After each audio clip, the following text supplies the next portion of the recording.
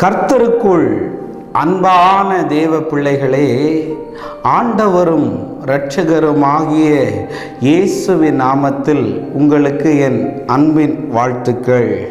இந்த நாளிலேயும் ரோமர் 8வது அதிகாரம் அதனுடைய 28வது வசனத்தை வாசிக்கிறேன்.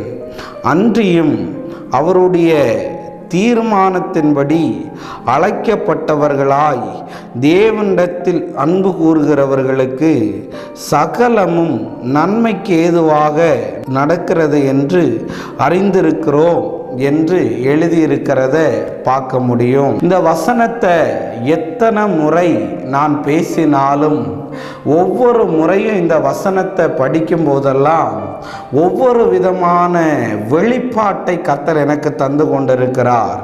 இதே வசனத்தை திரும்ப திரும்ப உங்ககிட்ட சொல்லும் போதும் ஆண்டவர் எனக்கு வித்தியாசமான கோணங்களில் காண்பிக்கிறார். அன்றியும் அவருடைய தீர்மானத்தின்படி அழைக்கப்பட்டவர்களாய் தேவனிடத்தில் அன்பு கூறுகிறவர்களுக்கு சகலமும் நன்மைக்கு ஏதுவாய் நடக்கிறதா. இன்னைக்கு மெசேஜோடைய தலைப்பை கேட்டால் கொஞ்சம் அதிர்ந்துருவீங்க. என்ன தெரியுமா? அனுமதியும் அமைதியும் என்று நான் உங்ககிட்ட பேச விரும்புகிறேன். தேவனிடத்தில் அன்பு கூறுகிறவர்களுக்கு சகலமும் நன்மைக்கு ஏதுவாய் நடக்கிறதா. உங்ககிட்ட ஒரு ப்ராஃபஸி சொல்லவா? உங்கள் வாழ்க்கையில் நடந்த காரியமாக இருக்கலாம், நடந்து கொண்டிருக்கிற காரியமாக இருக்கலாம், இனி நடக்க போகிற காரியமாக இருக்கலாம். இது அத்தனையும் நன்மைக்காகத்தான் நடக்க போகிறதா? விசுவாசிக்கிறவங்க நல்ல ஒரு ஆமீன் சத்தமாக சொல்லுங்க பார்ப்போம். ஆமீன். இன்னைக்கு என்ன நான் சொல்ல வர்றேன் தெரியுமா? ஏன் பிரதர் இது மாறலை? ஏன் பிரதர் இதற்கு இன்னும் பதில் வரலை? எதனால ஆண்டவர் இந்த காரியத்தில் எனக்கு பதில் தராமல் இருக்கிறார்னு நீ என்கிட்ட கேட்கலாம். ஆண்டவர் இதையெல்லாம் அனுமதிச்சுட்டு ஏன் அமைதியாக இருக்கிறார்னு நீ கேட்கலாம். இன்னைக்கு ஆண்டவர் உங்ககிட்ட சொல்ல வராரு. ஆண்டவர் எதையாவது காரியத்தை அனுமதிச்சுட்டு, கையை உயர்த்தினா நான் சொல்லுவேன், இல்லைன்னா சொல்ல மாட்டேன்.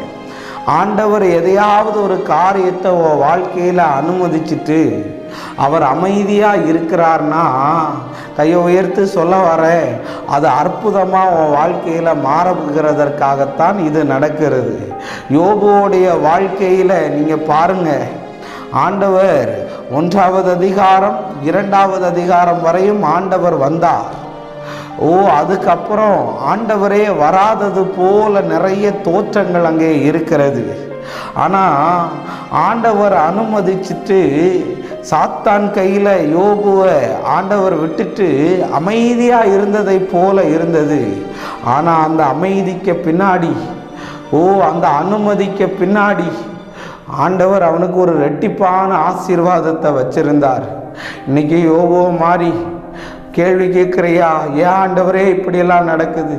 ஒருவேளை பிள்ளைங்க நிமித்தம் நீ வேதனைப்படலாம், உன் கணவனின் நிமித்தம், உன் மனைவி நிமித்தம் நீ கஷ்டப்படலாம், உன் சுற்றி இருக்கிற நண்பர்களின் நிமித்தம் நீ வேதனைப்படலாம், உன் சரீரத்தில் பலன் இல்லாமல் அழலாம். இன்னைக்கு ஆண்டவர் சொல்லுகிறார், ஏன் ஏன் என்று கேட்கிறாய், எதற்கு எதற்கு என்று கேட்கிறாய். ஆண்டவர் சொல்லுகிறார், இந்த அனுமதியும் இந்த அமைதியும் உனக்கு அற்புதங்களாக நான் மாற பண்ணுவேன் என்று ஆண்டவர் சொல்லுகிறார். ஆமென். அது மட்டும் இல்லை, லாசரு மரித்து 4 நாள் ஆயிருச்சு. ஆண்டவர்கிட்ட போய் சொன்ன போது ஆண்டவர் ரொம்ப அமைதியாக இருந்தாரா. 3 நாட்களும் அவருக்கு தெரிஞ்சதுக்கு அப்புறமா அமைதியாக இருந்தாரா. அமைதியாக இருக்கும்போது ஊரில் உள்ளவனெல்லாம் கண்ணு மூக்கு வாயெல்லாம் வச்சு பேசுகிறான், ஆண்டவரை திட்டுறான், ஆண்டவரை நம்பின மரியாளையும் மார்த்தாளையும் திட்டுறாங்க.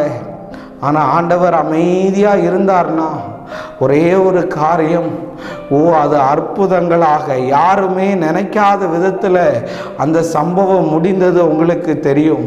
இன்னைக்கு உங்களை பார்த்து சொல்ல வரேன், வாலிப தம்பி, வாலிப தங்கச்சி, கேட்டுக்கிட்டு இருக்கிற சகோதரனே, சகோதரியே, ஏன் ஆண்டவரே இதை அனுமதித்தீர்? எதற்கு இந்த கணவனை எனக்கு தந்தீர்? எதற்கு இந்த மனைவியை எனக்கு தந்தீர்?